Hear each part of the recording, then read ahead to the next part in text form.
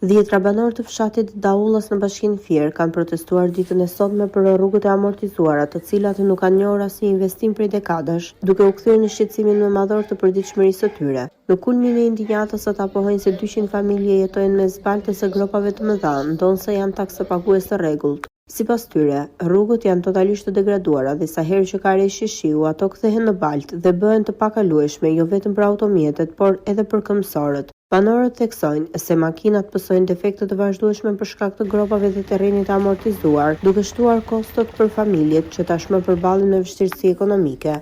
Ka 33 vjet, si bën këto. Kjo rrugë, si apo shtu, kanë bërë vetë bashkisë. Erdhe për me shtu, se kemi shtu vetë rrugën. Erdhe për me shtu, foto pa dromat, e shkatrujnë si janë po pusat shumë mytë më në. Ne kemi me sakat ato se ne ka një taksat për i pagujmë shtetit. Të da për i pagujmë, unë sakat, që të në sakat e ki. Unë rëzat e që atë njerim posujtë, se vezot i mu shumë. Kam shku në komune, kam shku në bashkije, vim së të vim nesve, shushqy sjartë. Rruga është bere pa kalushme, këtu nuk kalon dot me vetur. Ne kur vim që andejnë vend të marim ndoj makinë të mirë që të vim këtu të lëvizim, unë kam ardhur me fugon se më njoftuan kam qenë që rruga është e pa kalushme. Duke ju falenderoj juve që i bëni pjesë e zerit ton, as një tjetër, as kryeplaku fshatit, që është një person i komanduar nga njësia administrative, nga kryetari i bashkisë, asnjëri nuk e ngre shqetësimin ton. Të tërë banorët veni kërkojnë kryetarit aty kryeplakut fshatit. Kemi rrugën kështu, kemi rrugën, do bëhet javën tjetër. Është sa vite që jam unë këtu që jetoj këtu, unë jemi cop. Mu vjen ujtë nga lagja parë më futën në portim, unë çdo mëngjes me fshes me leck, pastaj u borin tim.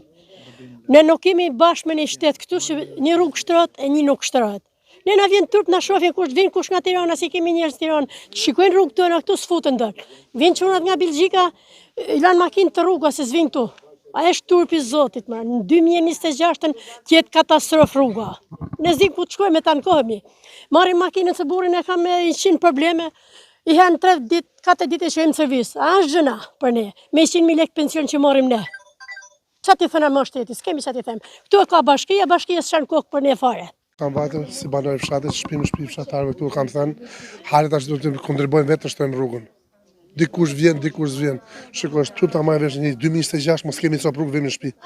Ne nuk dalim nga shtëpia, nga ujtë nga gjitha. Mund të shikoni poseta, shikoj se janë me poseta.